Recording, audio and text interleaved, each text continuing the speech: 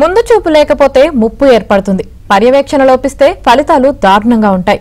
ఈ అంశాలు అక్షర సత్యాలని రాయలసీమ ప్రాజెక్టులు రుజువు చేస్తున్నాయి.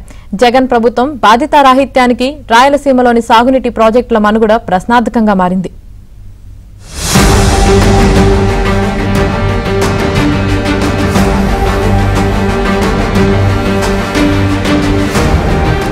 వరద ఉధృతికి కడప జిల్లాలో అన్నమయ్య డ్యాం కొట్టుకుపోగా కర్నూలు జిల్లాలో గాజులదిన్నె జలాశయం మనుగడ ప్రశ్నార్థకంగా మారింది.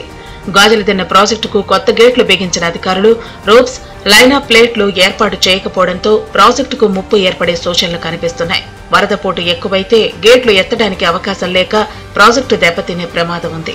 గాజులదిన్నెకు సంబంధించి 30 కోట్ల రూపాయల విలువైన పనులను చేపట్టారు. వాటికి సంబంధించిన బిల్లులు జగన్ ప్రభుత్వం చెల్లించకపోవడంతో మిగతా పనులను సంబంధిత కాంట్రాక్టర్ నిలుపుదల చేశారు. పనులు ముందుకు సాగకపోవడంతో గాజులదిన్నె ప్రాజెక్టు కూడా అన్నమయ్య ప్రాజెక్టు మాదిరిగానే ఉనికి కోల్పోయే సూచనలు కనిపిస్తున్నాయి.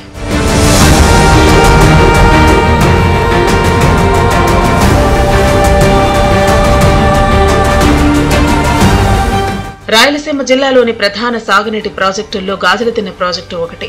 కర్నూలు జిల్లాలో ప్రముఖ ప్రాజెక్టుగా గుర్తింపు పొందిన గాజులదిన్నె జలాశయం దామోదరం సంజీవయ్య సాగర్ గా గుర్తింపు పొందింది. గోనెగండ్ల, కోడుమూరు, కృష్ణగిరి, దేవనకొండ, డోన్ మండలాల్లోని 24,372 ఎకరాల్లో రబీ సాగుకు కర్నూలు, కృష్ణగిరి, డోన్తో పాటు మరో 125 గ్రామాలకు ఈ ప్రాజెక్టు ద్వారా తాగునీరు అందించాల్సి ఉంది. బండకట్టు రక్షిత మంచినీటి పథకం ద్వారా పత్తికొండ, ఆలూరు నియోజకవర్గాల్లోని 80 గ్రామాలకు తాగునీరు అందించాల్సి ఉంది. గత టీడీపీ ప్రభుత్వం హయాంలో సీఎం చంద్రబాబు తాగునీటి అవసరాల కోసం హంద్రనీవా కాలువ నుంచి 3 టీఎంసీల నీటిని గాజులదిన్నె ప్రాజెక్టుకు కేటాయించారు. దీంతో జలాశయం సామర్థ్యం 7.5 టీఎంసీలకు పెంచడానికి 108 కోట్లతో ప్రతిపాదనలు పంపారు.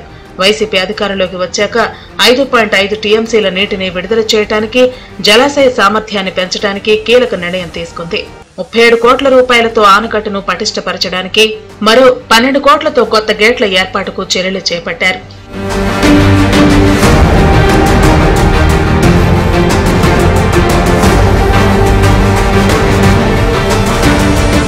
గాజులదిన్నె ప్రాజెక్టు 6 గేట్ల డిశ్చార్జ్ కెపాసిటీ 80,000 క్యూసెక్కులు.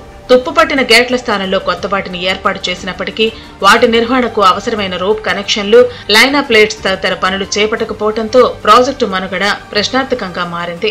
జగన్ ప్రభుత్వం బిల్లులు చెల్లించకపోవడంతో పై పనులు చేపట్టేందుకు కాంట్రాక్టర్ ఆసక్తి చూపటం లేదు. వైఎస్ఆర్ ప్రభుత్వం వారు 108 కోట్లను మరి ఈ టెండర్ నిధులను పక్కకెళ్ళి 57 కోట్లు మాత్రమే మంజూరు చేయించి మరి ఆ కట్టను మరమ్మతులు చేస్తున్నారు. కానీ ఇంతవరకు 6 గేట్లను 1 గేట్ కానీ ఎత్తడం జరగడం లేదు. మరి మట్టి పనులు కానీ ఎక్కడెక్కడ నిలబడినాయి. మరి కాంట్రాక్టర్ వచ్చేసి నాకు బిల్లులు కాలేదని ఆయన కానీ మరి ఇక్కడ నుంచి వెళ్ళిపోయినాడు. కాబట్టి ఇప్పుడు ప్రస్తుతం వర్షాకాలం కాబట్టి వర్షాలు వస్తే మరి డ్యామ్ నుండి కట్ట తెగి మరి కింద గ్రామాలు కొట్టుకునే ప్రమాదం ఉంది. ఆస్తి నష్టం, ప్రాణనష్టం జరిగే ప్రమాదం ఉంది. కాబట్టి భారీ వర్షాలు కురిస్తే గాజులదిన్నె డ్యాంకు ముప్పు ఏర్పడే ప్రమాదం ఉంది.